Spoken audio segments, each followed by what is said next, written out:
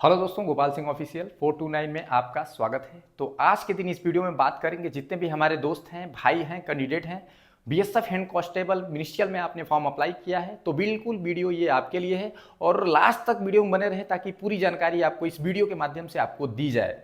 और आपको पता ही है कि जो बीएसएफ हेड कांस्टेबल मिनिस्ट्रियल के लिए जो फर्स्ट स्टेज दिया हुआ है वो आपका फिजिकल है। तो फिजिकल के बाद आपका जो आप फिजिकल में पास होते हैं तो आप सीबीटी कराया जाएगा, कंप्यूटर बेस्ड टेस्ट कराया जाएगा। मतलब कंप्यूटर में आपको जो टेस्ट आएगा, एग्जाम होंगे, उसमें आप पास करते हैं देन आपको जो अगला स्टेज है उसका जो ट्रेड टेस्ट है, ट्रेड टेस्ट कराया जाएगा। जैसे टाइपिंग है, टाइपिंग से रिलेटेड आपको टाइपिंग कराया जाएगा। अगर टाइपिंग में पास होते हैं देन मेडिकल पे आएंगे, मेडिकल कराया जाएगा। तो किस प्रकार से आज की इस वीडियो में मेडिकल किस प्रकार से होगा और पूरी जानकारी इस वीडियो के माध्यम से आपको हम दे रहे हैं।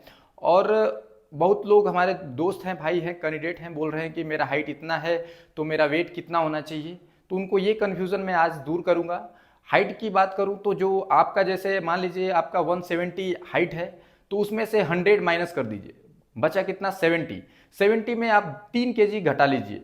अगर 3 kg घटाने के बाद आपका वेट अगर उतना आता है तो बिल्कुल आप क्वालिफाई कर जाएंगे। जैसे आप 170 सेंटीमीटर में आपकी लंबाई है तो 100 माइनस किए तो बचा आपका 70 में आप 3 kg घटा लीजिए तो 67 68 अगर आपका वेट आ रहा है तो बिल्कुल आप क्वालिफाई कर जाएंगे। तो हाइट का अपने क्राइटेरिया से हिसाब से आप देख लीजिएगा। जैसे किसी का 168 है तो 100 माइनस कर दिए, 68 है तो 2-3 kg कम कर लीजिए। अगर आपका वेट उतना आ रहा है तो बिल्कुल आप क्वालिफाई करेंगे। और अब मेडिकल की बात करूं कि किस प्रकार से वहाँ मेडिकल होते हैं, हम अपना एक्सपीरियंस शेयर करेंगे। हम कई जगहों पे मेडिकल दिया हूं और क्वालिफाई भी किया हूं। तो इस प्रकार से बताऊंगा कि जितने भी हमारे दोस्त हैं, भाई हैं, वो पहले से रेडी रहें ताकि छोटा मोटा अगर माइनर कोई प्रॉब्लम है तो पहले ही से सही कर लें ताकि आपको मेडिकल में बाहर ना होना पड़े। स्टार्टिंग में बात करूं तो जो एक्सरे होते हैं, स्टार्टिंग में एक्सरे कराए जाते हैं, यूरिन टेस्ट कराए जाते हैं। तो जो एक्सरे होते हैं आपके, तो चेस्ट के एक्सरे कराए जाएंगे। मैं अपने साइड में स्क्रीन पे शेयर कर रहा हूँ और मैं आपको फोटो के द्वारा दिखा भी रहा हूँ ताकि आप देख के आप पता लग जाए कि एक्सरे किस प्रकार से होते हैं। एक्सरे कराने के बाद आपका क्या होता है कि यूरिन टेस्ट होता है, यूरिन टेस्ट होता है, फिर ब्लड टेस्ट होता है। ब्लड टेस्ट के लिए आपका ये जो ब्लड लिया जाता है, यूरिन टेस्ट के लिए यूरिन लिया जाता है। आपको फिर लाइन में लगा के फिर आपको जो सैंपल लिया जाता है, सैंपल लेने के बाद आपको बैठा दिया जाता है, फिर रिजल्ट के लिए वेट करना पड़ता है। फिर आगे की प्रक्रिया आपको स्टार्ट किया जाता है। फिर आप वहाँ आते हैं तो आइज़ चेक किया जाता है। आइज़ के लिए मैं बताऊं कि जैसे जितनी दूरी पे एक दीवार से दूसरी दीवार की जो दूरी होती है मिनिमम ज़्यादा दूरी नहीं होती है, और वहाँ पे एक जो लेवल लगाते हैं वहाँ पे वो दिखाया जाता है, ABCD लिखा रहता है और वो मार्किंग करके बताएंगे कि ये कौन सा अक्षर लिखा हुआ है, कौन सा वर्ड लिखा हुआ है। तो ये आपके बताने होंगे, जैसा कि मैं अपने साइड में आपको दिखा रहा हूँ।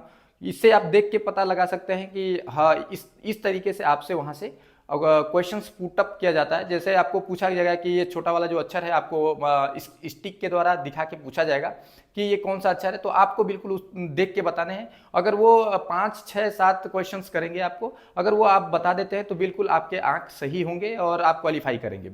और आँख आँख का हो गया। अब ईयर की बात करूँ तो ईयर आप कृपया करके साफ करा के जाएं ताकि वहाँ पे कोई प्रॉब्लम ना हो, क्योंकि री मेडिकल उसमें भी मिलता है, क्योंकि वो माइनर में आता है और री मेडिकल जब मिलेगा तो आपको फिर प्रॉब्लम होगा। इसलिए आप कान को साफ करा के जाएं और ऐसे जगहों पे साफ कराएं कि आपको कोई कान में प्रॉब्लम ना हो, और ऐसी जगह न कराएं ताकि आपके कान में प्रॉब्लम हो जाए और वहाँ पे आप डिस्क्वालीफाई हो जाएं। तो बिल्कुल इस तरीके से कराएं। जैसे अब नाक हुआ, नाक का जो हड्डी होता है कहीं कहीं किसी किसी का निकला रहता है तो वो नहीं होना चाहिए। अगर उसमें है तो आप बाहर हो सकते हैं।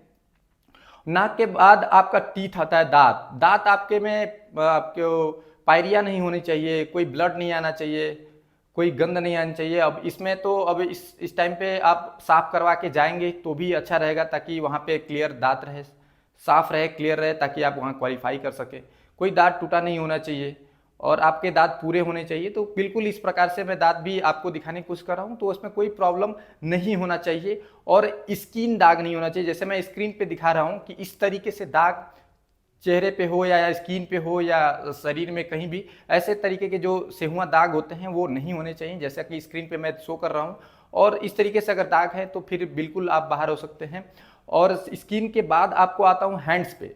तो जो हैंड्स होते हैं वो आपको देखा जाता है इस तरीके से कि ये हैंड्स जो है आपके ये बराबर मतलब सही है कि नहीं, सीधे हैं कि नहीं। यहाँ से किसी किसी का टेढ़ा रहता है, तो टेढ़ा रहेगा तो उसमें भी आप डिस्क्वालीफाई किए जा सकते हैं। और हैंड्स के बाद आपके आएंगे फिंगर।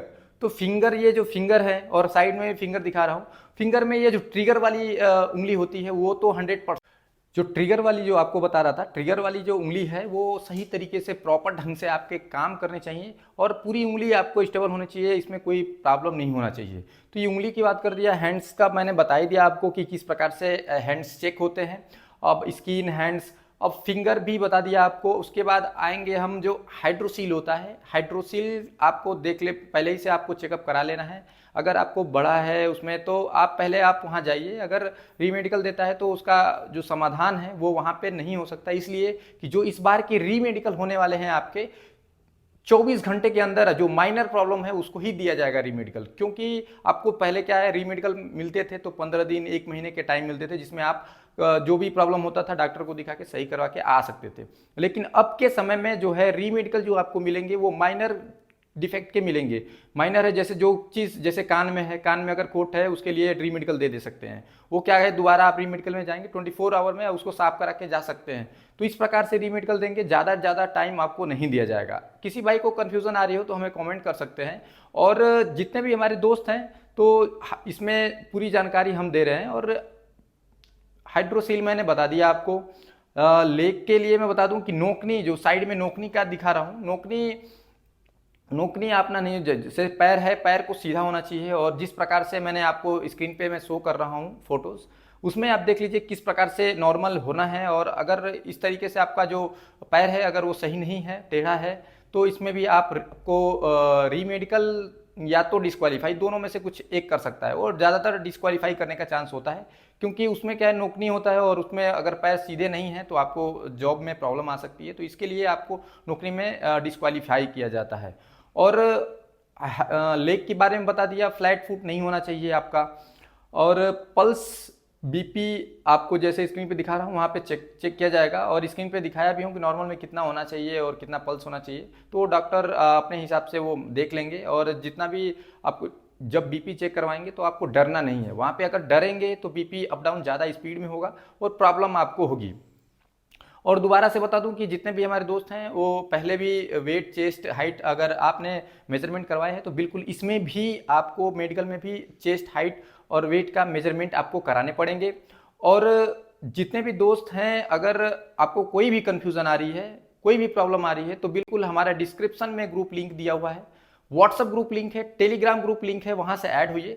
ज़्यादा से ज़्यादा लोग इसमें ऐड होकर आप कोई भी कन्फ्यूज़न या कोई भी जानकारी चाहिए हमारे द्वारा कन्वर्सेशन करके ले सकते हैं। और जो वीडियो है उसके कमेंट बॉक्स में कमेंट करिए कि आपकी कोई भी प्रॉब्लम है, कोई भी क्वारी है, तो बिल्कुल आप कमेंट बॉक्स में कमेंट कर सकते हैं। वहाँ से हमारा जो रिप्लाई है वो 100% आपको दिया जा रहा है। और कोई भी कन्फ्यूज़न आ रही है हमारे टाइपिंग से रिलेटेड, फिजिकल से रिलेटेड और मेडिकल से रिलेटेड, रिटेन से रिलेटेड, तो कोई भी जानकारी अगर हमको चाहिए तो आपको चाहिए तो हमारे कमेंट बॉक्स में कमेंट करें या टेलीग्राम ग्रुप लिंक दिया हुआ है वहाँ से ऐड होएं, ताकि पूरी जानकारी हम कोई भी, अब किसी भाई को हम नहीं चाहते हैं कि कोई दोस्त हमारा भाई है वो जो वहाँ पे डिस्क्वालीफाई हो, हमारी वजह से अगर वो क्वालिफाई हो जाता है तो बिल्कुल हमारे लिए गर्व की बात होगी। और डिस्क्वालीफाई होता है तो थोड़ा प्रॉब्लम, कष्ट होता है इस बात के कि मैं इस तरीके का किसी को प्रॉब्लम जो हुआ था वो उनको नहीं बता पाया ताकि वो सही करा के जा सके। तो जितने भी हमारे दोस्त हैं, भाई है, आज के लिए मैं चाहूँगा कि अगर ये वीडियो आपको अच्छा लगा होगा तो वीडियो को लाइक करें, चैनल पे अगर नए हैं तो चैनल को सब्सक्राइब करना ना भूलें।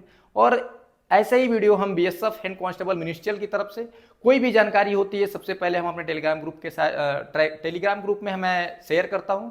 और आशा करता हूं कि ये वीडियो आपको अच्छा लगा होगा। अगर वीडियो आपको अच्छा लगे तो लाइक करें, चैनल पर अगर नए हैं तो चैनल को सब्सक्राइब करना ना भूलें। ऐसा ही वीडियो अपने चैनल के माध्यम से हम आपको देते रहते हैं। आज के लिए बस इतना ही। जय हिंद, जय भारत।